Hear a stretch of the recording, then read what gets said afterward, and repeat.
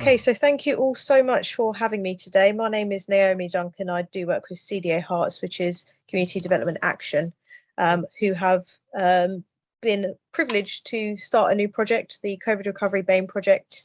So the COVID Recovery Black, Asian and Minority Ethnic Project, which is a 2-year project. I'm on here on behalf of my other colleague as well, Rashna Mia, who wasn't able to make it today. She has another meeting to attend. And both of us cover the west of Herts. However, it is a county-wide project. So the point of the project, it was initially funded in part of the COVID response to the pandemic, and the health inequalities that were, identified throughout that pandemic. Now, these health inequalities have been around for a long time. It's just that COVID significantly highlighted the health inequalities and disparities that the BAME communities are facing. Oh, we've got someone waiting. Yeah, that's all right. So yes, this project commenced earlier this year in April, and it is due to end in March 2023. So we have a lot of work to do in quite a short time. And as I said, it is county-wide, covering East and West Herts. And there's essentially 2 people per locality, but myself and Rashna job share. So I do the beginning of the week and she finishes with the end of the week. Yeah, bit of hoo-ha, but we get it on with this. So a lot to do, as I said. Ideally, we are there to help address and improve the health inequalities and the well-being of the Black, Asian and minority ethnic communities in Hertfordshire. We are also working in partnership with the Commissioners and Public Health England on, future commissioning and support organisations, charities, voluntary sector services, all those that are there to support the BAME communities to help effectively prevent or reduce these inequalities. And also to support the networks that we are linking in with from these backgrounds to have better links with statutory organisations and voluntary sector services as well. So there we go. The elements of our project is to essentially facilitate social prescribing pathways. If you don't know what social prescribing is, it's a new kind of concept that people will be hearing more and more often, and it's usually linked in with link workers or community navigators from Hearts Help. And social prescribing is essentially an alternative to medical treatment. So you would go to your doctor for your broken arm or your bad back, and you might go to him because you're feeling a bit depressed and you're lonely at home and you don't know how to connect with your family because you don't have a computer or something. The GP would then obviously identify the separate needs that he can't deal with medically.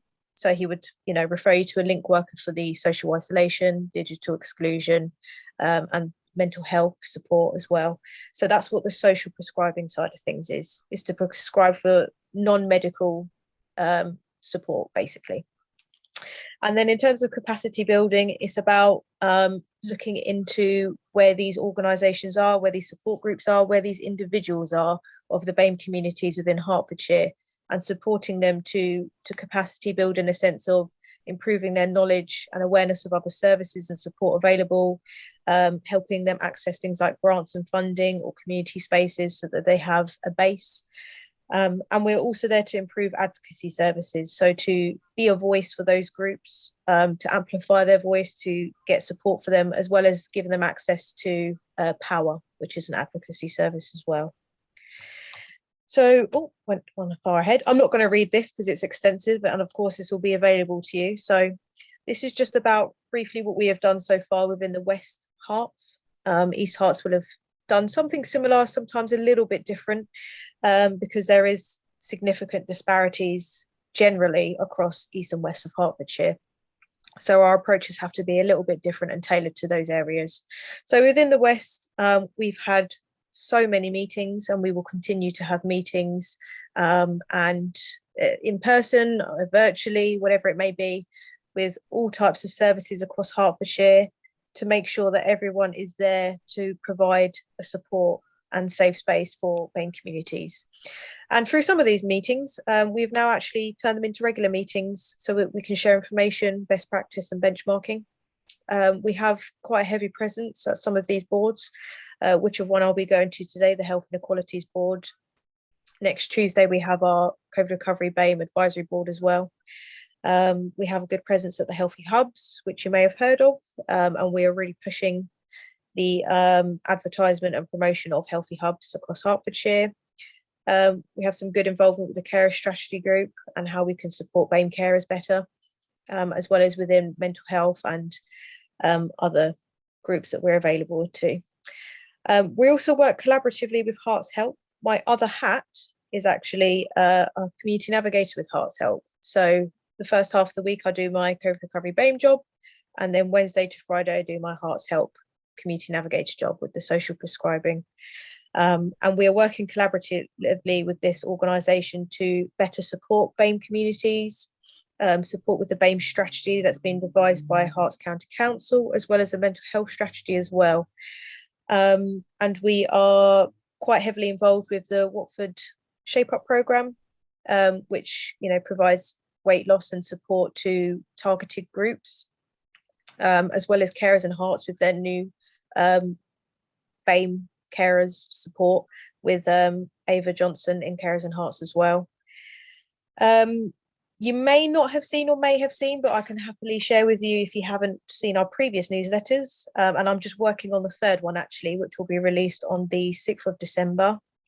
We like to share information of organisations, small grassroots organisations and groups, information on funding, kind of do an organisation feature as well, which this month has been Hearts Help. So perhaps one month we could do an organisation feature on Viewpoint to push what you guys are doing out there, the fantastic work that you do across Hertfordshire. And we release this information to the community groups that we have connected with, all the organisations that we have contacts with, community engagement officers for each district, and the CVSs for each district as well. So it's really well spread out. And we also send it to the Healthy Hubs to then disperse within their networks as well. So it really goes out far and wide, and a lot of people get to see it, which is fantastic. And then we hosted our first community networking event in the West in September. So this was to do with the small grassroots organisations, voluntary groups of those within the BAME communities. So it's for them to get to know each other, what each other are doing, so they don't duplicate the work, and any kind of tight, restricted grants or funding they get can be used better, so they're not duplicating the work, and perhaps work together as well to get those, to secure the bigger funding pots, because essentially they're all getting funding, but it's smaller amounts. Whereas if they group together and say we all have, the same idea of what we want to do, and then they can disperse that larger amount of money within themselves.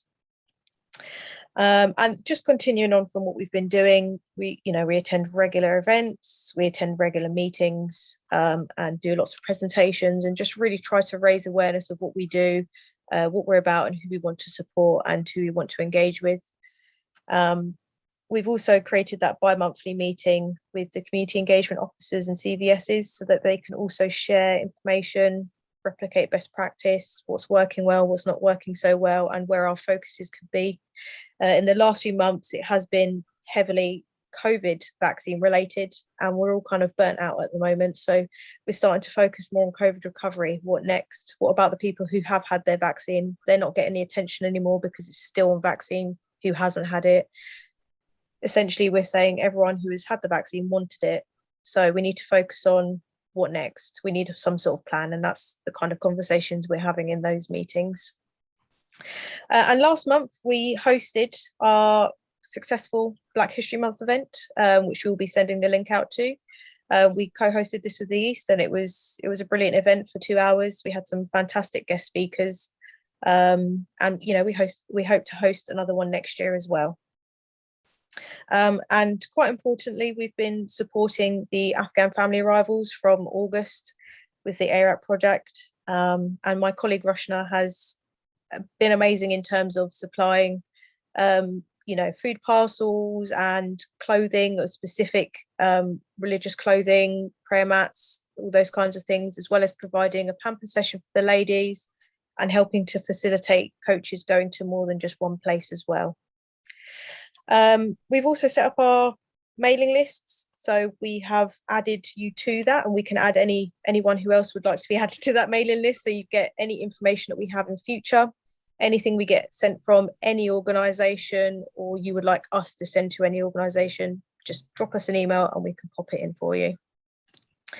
So some of our key findings so far in the 6 months that we've been working, there is a significant lack of representation of BAME communities within organisations.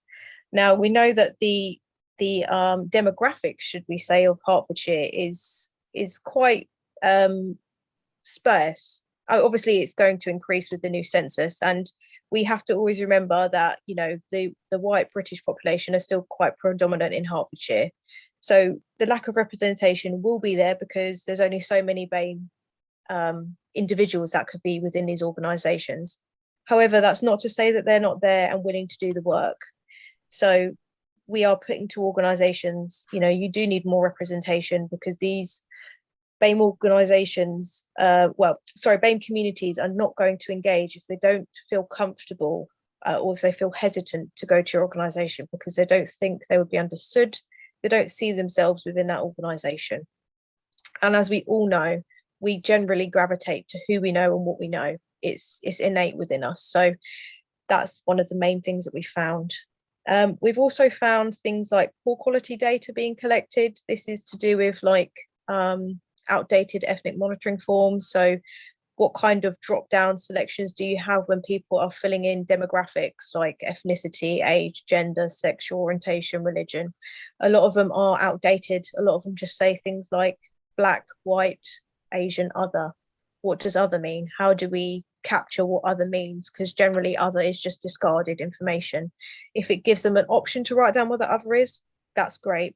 But then what are we then doing with that information? Are we then looking at our monitoring forms to see how many of who each community we are supporting and where we need to focus our support on, or we're having a bigger uptake in the Black African community, for instance? So maybe we can do something tailored more to that, to their needs, or find out what their needs are in the first place. What are their cultural sensitivities do we need to be aware of?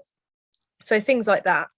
And again, as I mentioned earlier, there's, you know, significant disparities between East and West services. So a lot of the services that we're seeing are in more diverse areas like Watford or Stevenage. And what we want is that these services to be replicated on perhaps smaller scales in each district. So if someone wanted support, they shouldn't have to travel all the way to Watford just to get the support. They should be able to have it where they live.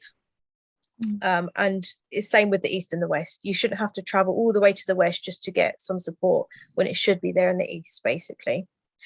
Again, lack of accessibility to services. This can be due to things like BAME communities generally having bigger families, more people to support, generally on lower incomes, perhaps 1 or 2 jobs. They don't have the time or the capacity to access services within such a small time frame within our lovely 9 to 5 work frame.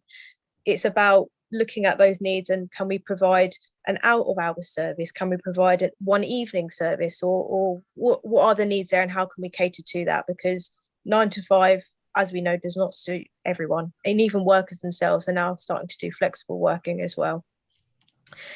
Some other things are lack of reach to BAME communities, and this is about them being labelled hard to reach or difficult to engage, when that is absolutely not the case. They are definitely there. They are prominent. Some are a bit more hidden, like to keep themselves to themselves, but they are there. They are not being recognised, basically, or accommodated for. So it's not that they're hard to reach, because then that again puts the onus back on the communities. Well, it's your fault you're not getting help because you're not engaging with us. It's not the case. It's just being able to provide the accessibility and right support that they need.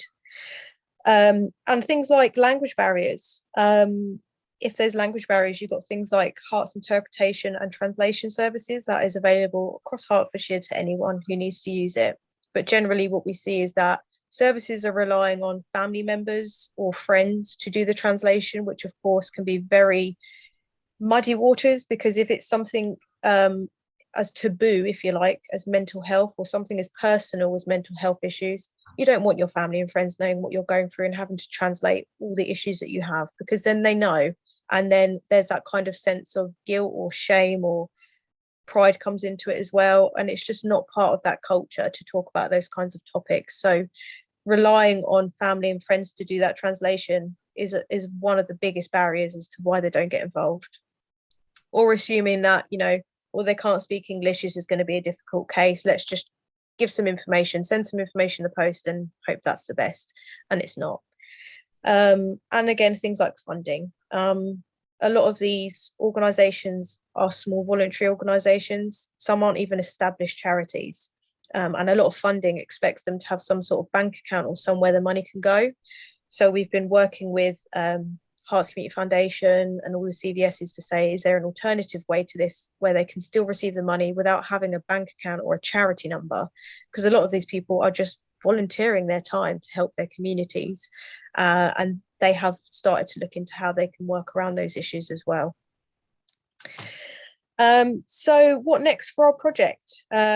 We've got so much to do in such little time, as I said, but over the next few months, you know, we're really going to push the promotion of social prescribing, making sure our services like Herts Help and the link workers are as best as they can be to support our BAME communities, and making sure that they're aware of what's available out there in terms of support for them specifically. We're going to continue to, you know, come to events, meetings, conferences, whatever it may be, to present and raise awareness of what we're doing, so people can get in contact with us, because networking is one of the biggest things within our role, is just talking to other people, getting to know other people, getting to know their views and their thoughts, and how we can better help all each other to have that kind of real community feel around it, and that kind of collaborative, holistic approach when supporting these communities as well. We are looking to produce a survey sometime next year on a bigger scale within the East and West about the communities and their needs, and kind of the focuses that they need in the next few years as part of COVID recovery, so that we can then forward this information onto the commissioners, onto the organisations, so that they can perhaps create specific targeted programmes or courses or groups or whatever it is to help with those focused issues. We will also continue with, you know, meeting and engaging at events and meeting organisations and hosting our community network event, and still working in partnership with Herts Help and the PCNs, as well as within partnership with any kind of organisation that would like us to support them, vice versa, and work together to reach those communities that are kind of left behind, if you like. These are the referral processes. So for any of the service users or clients that you come into contact with, they can self-refer, they can call Herts Help, or they can go through their GP for a link worker. And of course, for professionals or organisations, just email us and we're happy to have a chat.